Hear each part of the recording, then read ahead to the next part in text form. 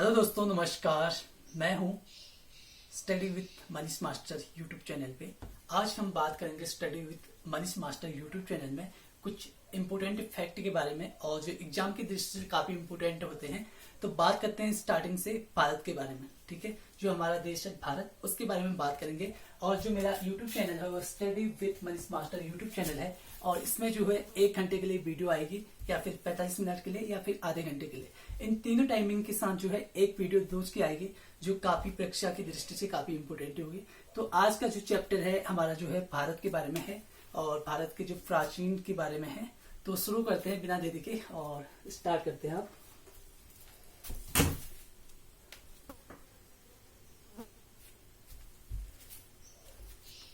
तो भारत के बारे में बात करें तो उत्तर से लेकर दक्षिण तक, ठीक है, उत्तर से लेकर तो दक्षिण तक क्या है। उत्तर में तो हिमालय है भारत का, ठीक है। दक्षिण में क्या है, समुद्र, ठीक है, समुद्र तक फैला है, ठीक है, क्या भारत। उत्तर की बात करें, नॉर्थ की बात, नॉर्थ और साउथ, ठीक है। नॉर्थ की बात करें तो उसमें हिमालय है, और साउथ की बात करें तो समुद्र है, ठीक है। और यह जो है एक उप महाद्वीप का भाग है, ठीक है, उप महाद्वीप का भाग है, ठीक है। भारत क्या है, एक उप महाद्वीप का भाग है, जो है उत्तर में हिमालय से लेकर दक्षिण में समुद्र तक। यह महाद्वीप जो है भारतवर्ष के नाम से जाना जाता है, ठीक है। क्या जाना जाता है, भारतवर्ष के नाम से, ठीक है, भारतवर्ष के नाम से, ठीक है। तो इसमें जो है महाकाव्य और पुराणों की ओर से जो है इसे जो है भारतवर्ष कहा जाता है, और इसे भारतों का भी देश कहा जाता है, ठीक है। भारतवर्ष कहा जाता है पुराणों प्लस महाकाव्य की वजह से, ठीक है। भारतवर्ष जो है पुराणों और महाकाव्य की ओर से कहा जाता है, जबकि इसमें जो है दूसरा जो है भारत पुराणों और महाकाव्य में कहा जाता है। और यह जो है उत्तर से हिमालय से लेकर दक्षिण में जो है समुद्र तक फैला एक उप महाद्वीप भाग है, जिसे भारतवर्ष के नाम से जाना जाता है। और भारतवर्ष जो है महाकाव्य प्लस पुराणों से मिलकर बना है भारतवर्ष, ठीक है। और इसे महाकाव्य और पुराणों में क्या कहा जाता है, भारतवर्ष, ठीक है। तो बात करते हैं भारत का देश कहा जाता है, इसे क्यों कहा जाता है भारत का देश। इसके बारे में भी एक कहानी है, भारत का देश कहा जाता है इसको, ठीक है। भारत का देश कहने की वजह से जो ये भरत थे ना, तो ये कहां से थे, ये जो थे एक राजा थे, ठीक है, राजा के पुत्र थे, ठीक है। ये भरत जो थे राजा के पुत्र थे। इनके पिता का नाम क्या था, दुष्यंत, ठीक है, और माता का नाम क्या था, शकुंतला, ठीक है, शकुंतला। इनकी जो है एक प्रेम प्रसंग जो चला था, वो चला था कड़वाश्रम में, ठीक है, कड़वाश्रम में। कड़वाश्रम कहाँ है, पौड़ी में, पौड़ी में है। पौड़ी कहाँ है, उत्तराखंड में, ठीक है, उत्तराखंड में है पौड़ी। और जो उत्तराखंड में कड़वाश्रम है, वहां पे जो है भरत का जन्म हुआ था। भरत जो है बचपन से ही जंगल में रहे थे, और जो उनकी जो स्टोरी है कभी बताऊंगा फुर्सत से। इनकी जो एक अच्छी स्टोरी है, बहुत लंबी स्टोरी है। तो भरत जो है बचपन से ही एक बाघ के जो दांत गिनते थे, जंगल में रहते थे और शेर के साथ खेलते थे। तो उन्होंने बचपन में ही बाघ के जो दांत गिने थे। इसकी स्टोरी जो है पश्चिम के देशों को पता चल गई, ठीक है। जो पश्चिम देश के लोग थे, पश्चिम देश के लोग, ठीक है, जो पश्चिम देश के लोग थे ना, इनको ये पता चल गया कि भरत नाम का जो एक लड़का है, और जंगल में रहता है, और वो जो है शेर के दांत भी गिनता है, यानी कि सॉरी, बाघ के दांत गिनता है, ठीक है। छोटे बच्चे एक बाघ के दांत गिनता है वो, और इससे जो है उसको काफी इंपोर्टेंस मिल जाती है, ठीक है, जिससे उसका जो है हर जगह पे नाम चलता है। तो इसके भरत के संतानों को, ठीक है, भरत के संतान कहा गया है बाकियों को, ठीक है। तो जो भारत नाम चला था, वो भरत के नाम से चला था। और जो भरत का नाम चला था, क्या किससे चला था, जो भरत की संतान थे उसको भरत की संतान यानी कि भारतीय लोग कहा जाता है। प्राचीन भारतीय जो थे अपने आप को क्या मानते थे, जम्बू द्वीप मानते थे, ठीक है, जम्बू द्वीप कौन मानते थे, प्राचीन के लोग। और जम्बूद्वीप क्या होता है, एक जामुन टाइप का पेड़ होता है, जामुन, जामुन का पेड़ लिखेंगे हम को, थोड़ा लिखने में थोड़ा मैं ऐसा कर देता हूँ तमिल की तरह। तो जम्बूद्वीप क्या होता है, जामुन का पेड़ होता है। तो इसकी तरह जो जामुन का पेड़ है, इसकी तरह जो था एक भारत था पहले स्टार्टिंग में, ठीक है। प्राचीन लोग अपने जो भारतीय लोग थे वो क्या कहते थे, अपने को जम्बूद्वीप का एक हिस्सा मानते थे, ठीक है। यूनानी लोग इसे क्या कहते थे, इंदे कहते थे, ठीक है, भारतीयों को, ठीक है। यूनानी लोग क्या बोलते थे इसे, इंदे, किसे, भारतीयों को, ठीक है, भारतीयों को इंदे बोलते थे। और जो ईरानी लोग हैं, ईरानी लोग क्या बोलते थे, ईरानी लोग, जो ईरानी लोग है ना, ईरानी लोग जो है ना, तो वो क्या बोलते थे भारत को, ईरानी लोग भारत को क्या बोलते थे, सिंधु ना कहकर क्या कहते थे, हिंदू, ठीक है। क्यों कहते थे हिंदू, बिकॉज जो सिंधु नदी जो है भारत में जो है, ये भारत हो गया मान लिया जाए, यहाँ पे पाकिस्तान हो गया या अफगानिस्तान, तो यहाँ पे जो है मानसरोवर झील से जो सिंधु नदी निकलती है, स्टार्टिंग में जो है बहुत बड़ा था ये पूरा भारतवर्ष बहुत बड़ा था। तो स्टार्टिंग में जो सिंधु नदी गिरती थी यहाँ से, तो ईरान के लोग आए यहाँ, उन्होंने देखा कि यहाँ पे जो नदी बह रही है, तो इस नदी के नाम पे जो उन्हें हिंदू कहा गया, ठीक है। सिंधु ना कहकर उन्होंने क्या कहा, हिंदू कहा, ठीक है। नदी के नाम से जानते हैं, जिसे हिंदू कहते हैं, ठीक है। और यूनान के लोग इसे क्या कहते हैं, इंदे कहते हैं। और भारत के लोग, जो अरब के लोग जो है हिंद को हिंद कहते हैं, ठीक है। अरब के लोग क्या बोलते हैं, हिंद।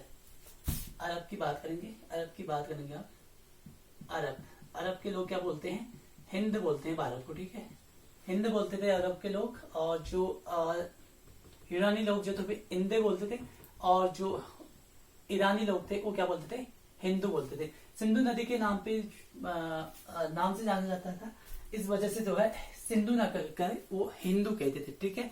उसके बाद जो है जो अरब के लोग आए वो क्या कहते थे, हिंद कहते थे। जो मध्यकाल है उसमें जो है हिंदुस्तान कहा गया भारत को, ठीक है। मध्यकाल में क्या कहा गया भारत को, हिंदुस्तान। बिकॉज जो हिंदुस्तान कहने की वजह यह है कि यहाँ ज्यादा मात्रा पे हिंदू रहते थे, ठीक है। हिंदुओं का जो है यहाँ पे ज्यादा जनसंख्या थी, और यहाँ पे हिंदू ज्यादा रहते थे, इस वजह से इसे क्या कहा गया, हिंदुस्तान, ठीक है। मध्यकाल में ज्यादातर यहाँ हिंदू भी रहते थे, इस वजह से भी इसे हिंदुस्तान कहा गया, ठीक है, मध्यकाल में, ठीक है। जो ये हिंदुस्तान है ना, ये फारसी शब्द हिंदू से बना है, ठीक है। फारसी शब्द हिंदू से बना है, ठीक है, हिंदू से बना है क्या, हिंदुस्तान, ठीक है। हिंदुस्तान जो है फारसी शब्द हिंदू से बना है, ठीक है।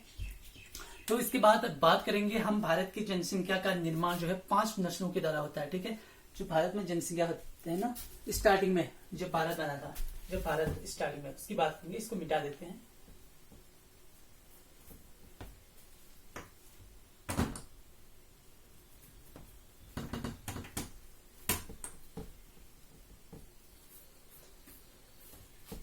थोड़ा बोर्ड छोटा हो गया है, 3/2 का है, और जो स्टार्टिंग में मैंने बोर्ड देखा तो थोड़ा छोटा लग रहा है मुझे, और स्टार्टिंग में मुझे ठीक ही लग रहा था उसमें मैं बड़ा बोर्ड लाने की सोच रहा था, बट इसकी वजह से नहीं लाया, क्योंकि जो स्टार्टिंग में जो है छोटे से शुरुआत करने में सही रहता है, और जो बड़ा है उसकी बात तो ला भी सकते हो अगर आपको अच्छी नॉलेज होगी तो।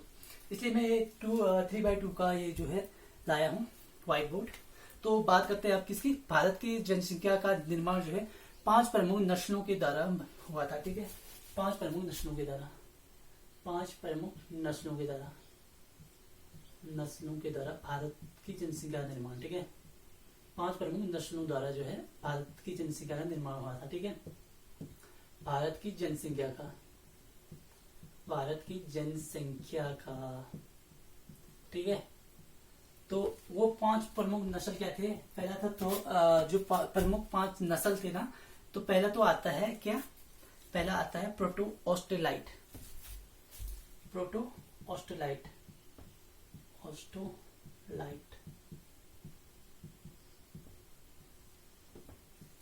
पहला जो आता है प्रोटो ऑस्ट्रेलाइट आता है, और उसके बाद जो आता है पैलियो आता है, ठीक है।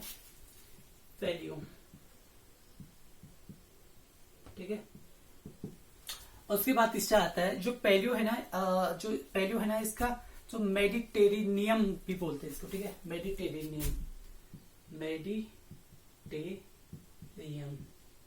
ठीक है, क्या बोलते हैं, पैलियो मेडिटेरियन, ठीक है। इसके बाद बात करेंगे हम किसकी, जो तीसरा जो नस्ल थे उसकी बात करेंगे, तो उसका नाम था काकेसाइट, ठीक है, काकेसाइट उसका नाम था, काकेसाइट, काकेसाइट। और चौथा क्या था उसके बाद, काकेसाइट के बाद जो चौथा था उसके बाद था निग्रोइट, ठीक है, निग्रोइट, निग्रोइट, ठीक है, निग्रोइट, निग्रोइट, इस टाइप का है निग्रोइट, ठीक है। पांचवा क्या था इसके बाद, निग्रोइट के बाद जो पांचवा था उसका नाम क्या था, उसका नाम था मंगोलाइट, मंगोलाइट। तो इसके द्वारा इस पांच प्रमुख जो पांच प्रमुख क्या है नस्ल है ना, इसके द्वारा जो है भारत की जनसंख्या का निर्माण माना जाता है। स्टार्टिंग में जो भारतवर्ष बना था तब से, ठीक है। जो इतिहासकार मानते हैं कि प्रोटो ऑस्ट्रेलाइट और पैलियो मेडिटेरियन, काकेसाइट और नेग्रोइट और मंगोलाइट द्वारा जो है भारत की जनसंख्या का निर्माण हुआ था। अब बात करेंगे हम थोड़ा आगे जाके इससे, तो इतिहास की तो 3 भागों में बांटा गया है स्टार्टिंग में। तो 3 भागों में बांटने का श्रेय किसे जाता है वो बात करेंगे हम।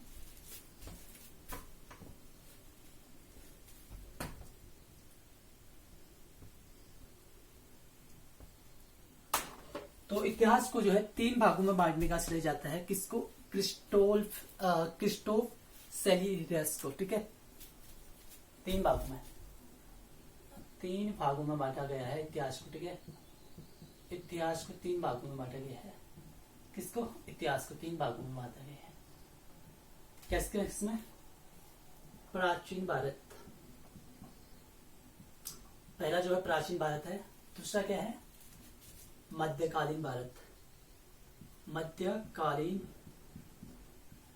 भारत, तीसरा क्या है आधुनिक भारत, ठीक है। जो आधुनिक भारत है आज तक चलता है, ठीक है, भारत, आधुनिक भारत, प्राचीन भारत, मध्यकालीन भारत और आधुनिक भारत, ठीक है।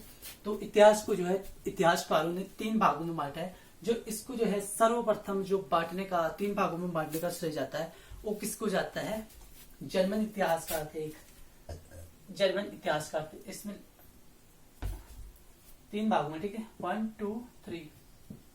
तो इस जर्मन थे वो, जर्मन इतिहासकार थे जिनका नाम था क्या, क्रिस्टोफ,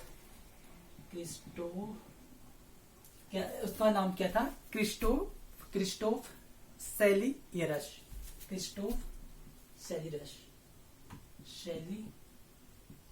ठीक है, उनका नाम था क्रिस्टोफ सेलियरस, ठीक है था। जो जर्मन इतिहासकार थे ना क्रिस्टोफ सेलियरस, इन्होंने जो है इतिहास को सर्वप्रथम सबसे पहले लिखे या सबसे प्राचीन लिखे, कुछ भी लिखे, तो 3 भागों में तीन जो है इतिहास को 3 भागों में बांटा है इन्होंने, 3 भाग में, ठीक है। कैसे इतिहास को 3 भागों में बांटा है, प्राचीन भारत, मध्यकालीन भारत और आधुनिक भारत में, ठीक है। किसने, जर्मन इतिहासकार ने, जिसका नाम था क्रिस्टोफ सेलियस, ठीक है। तो इनका जो है 1638 से लेकर 1707 तक चलता है। कब तक चलता है इनका, 1707 तक। कहां से, 1638 से लेके 1707, ठीक है। किसका, जर्मन इतिहासकार ने, जो क्रिस्टोफ सेलियस थे, उन्होंने 1638 से लेके 1707 तक जो है प्राचीन भारत, मध्यकालीन भारत, आधुनिक भारत के बारे में 3 भागों में जो विभक्ति किया है, ठीक है। इसके बाद पढ़ेंगे हम कि प्राचीन भारत के बारे में, ठीक है। अब इसके बारे में पढ़ेंगे हम, थोड़ी डिटेल में पढ़ेंगे। तो इसमें जो है प्राचीन भारत में है, ठीक है, इसको बाद में पढ़ेंगे। इसका जो है आज जो है इसको क्लियर करेंगे हम, प्राचीन भारत को, मध्यकालीन भारत और आधुनिक भारत को जो है उसके बाद, ठीक है। यहाँ तक हमने बात कर ली है, तो हम बात करेंगे अब किसके बारे में, प्राचीन भारत के बारे में, ठीक है। प्राचीन भारत के बारे में बात करेंगे हम।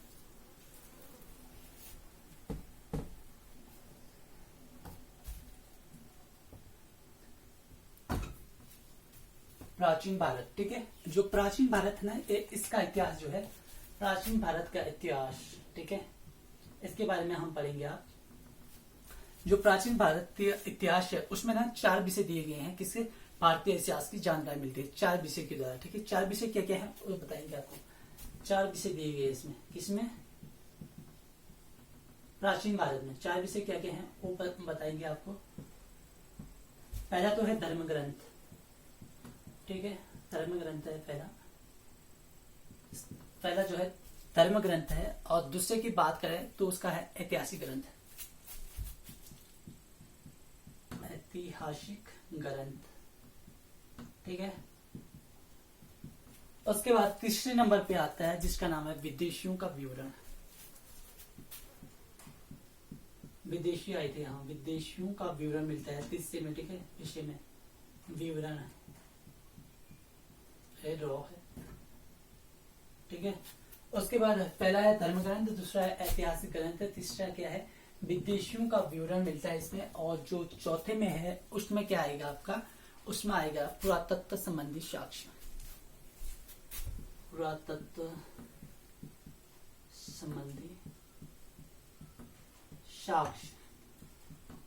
साक्ष्य। ठीक है, बात करेंगे आप किसके बारे में, धर्म ग्रंथ के बारे में। ठीक है, इसके बारे में फिर उसके बाद बात करेंगे।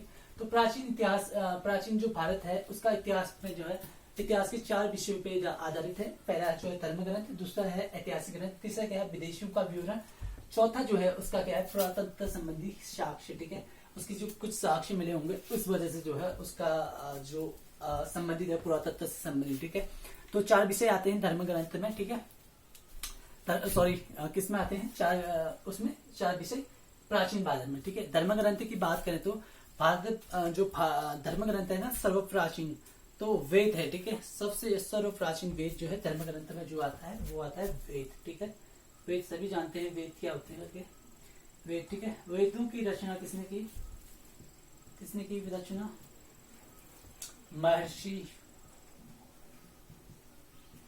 वेद व्यास ने। ठीक है, तो इनका पूरा नाम क्या है, कृष्ण द्वैपायन वेद व्यास। ठीक है, महर्षि कृष्ण द्वैपायन वेद व्यास पूरा नाम इनका। ठीक है, ऐसे है महर्षि, फिर इसके बाद कृष्ण बोलेंगे, फिर द्वैपायन बोलेंगे, फिर इसके बाद वेद, फिर व्यास। ठीक है, वैसे महर्षि वेद व्यास कहते हैं इनको, लेकिन इनका फुल नाम क्या है, पूरा नाम महर्षि कृष्ण द्वैपायन वेद व्यास है। किसका नाम है, जिन्होंने वेद की रचना की। ठीक है, तो इसके बारे में अब हम पढ़ेंगे। जो वेद है ना इनको संहिता भी कहा जाता है। ठीक है, वेदों को क्या कहा जाता है, और संहिता भी कहा जाता है इनको, वेदों को। ठीक है, उसके बाद बात करेंगे संहिता के बाद जो है जो महर्षि कृष्ण द्वैपायन थे उन्होंने वेद जो लिखा थे वसुधैव कुटुंबकम का उपदेश देता है। ठीक है, ये क्या देता है, वेद, ये जो है वेद वसुधैव कुटुंबकम। ठीक है, कुटुंबकम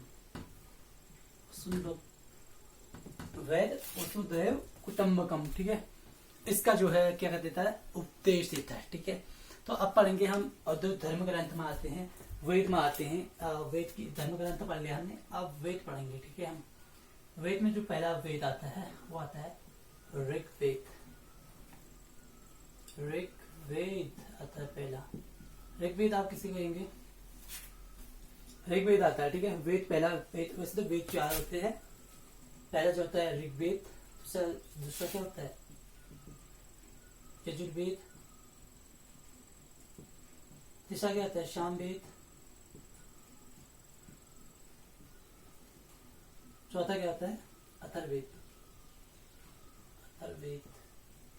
ठीक है, जो ऋग्वेद यजुर्वेद सामवेद अथर्ववेद। ठीक है, तो बात करेंगे ऋग्वेद के बारे में। जो है रचनाओं के जो क्रमबद्ध ज्ञान के संग्रह को जो है ऋग्वेद कहा जाता है। क्या कहा जाता है, रचनाओं के क्रमबद्ध ज्ञान के संग्रह को ऋग्वेद कहा जाता है।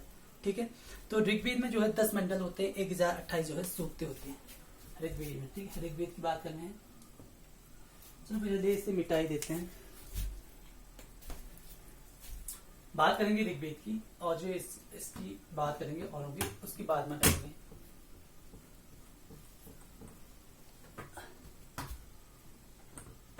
ऋग्वेद की बात करेंगे। ठीक है, ऋग्वेद ठीक है, ये है ऋग्वेद। ठीक है, तो ऋग्वेद किसे कहते हैं? ऋग्वेद किसे कहते हैं? ऋग्वेद कहते हैं रचनाओं की क्रमबद्ध ज्ञान के संग्रह को क्या कहते हैं? ऋग्वेद कहते हैं। ठीक है, और इसमें क्या होते हैं? 10 मंडल होते हैं, 10 मंडल आते हैं इसमें, 1028 आते हैं, इसके सूक्ति आते हैं। ठीक है, और से 28 ही आते हैं, वैसे 1017 भी कह सकते हो आप, क्योंकि जो 11 सूक्ति है ना वो किससे आते हैं? वालखिल्य से। ठीक है, वालखिल्य के पाठ से। ठीक है, और वालखिल्य के पाठ को जोड़ के जो है कितने हो जाते हैं? 1028। ठीक है, ठीक है, 1028 क्या हो जाते हैं? सूक्ति हो जाते हैं। अगर क्वेश्चन आ गया आपका कि सूक्ति कितने होते हैं, तो ऑप्शन में दिया होगा 1017 तो और 1028, तो आप किसी करेंगे? 1017 करेंगे। ठीक है, क्योंकि उसमें उन्होंने वालखिल्य पाठ के बारे में नहीं बताया है। अगर वो बात करेगा कि 11 सूक्ति वालखिल्य सहित कितने जो है सूक्ति हैं, तो आप क्या कहेंगे? 1028। ठीक है, अब बात करेंगे तीसरे के बारे में। इसमें जो है 10 मंडल हो गए और 1028 सूक्ति, वालखिल्य पाठ के 11 सूक्ति सहित को लगा के, और 10,462 जो है इससे रचाए हैं। 10,462 रचाए। रचाए क्या होते हैं? मंत्र टाइप के होते हैं। ठीक है, 10,462 जो है रचाए हैं वेद के, और जो वेद की रचनाओं को पढ़ने वाले को क्या कहते हैं? वेद की रचनाओं को पढ़ने। ठीक है, जो ऋग्वेद है ना, इसकी रचनाओं को पढ़ने वाले को क्या बोले जाते हैं? जो पढ़ते हैं ना वो ऋषि ही पढ़ते हैं। ठीक है, ऋषि, तो उसको क्या बोला जाता है? होत्र। इसको इस तो इस साइड को लगा देते हैं, हो है होत्र। ठीक है, यहाँ फिर वही हो गया। ठीक है, क्या बोलते हैं? ऋग्वेद में 10 मंडल होते हैं, 1017 सूक्ति होते हैं, 11 सूक्ति वालखिल्य पाठ से लिए जाते हैं, तो 1028 सूक्ति हो गए, और जो ऋग्वेद में है 10,462 जो है रचनाएं होती है। और इसमें जो है पढ़ने वाले को जो ऋग्वेद की रचनाओं को पढ़ते हैं उन ऋषियों को जो है होत कहा जाता है। होत। ठीक है, इसके नीचे इस टाइप का लगा देना है, ई ऊपर लगता है लेकिन इसका नीचे साइड लगा देना है। ठीक है, अब बात करेंगे किसके बारे में हम?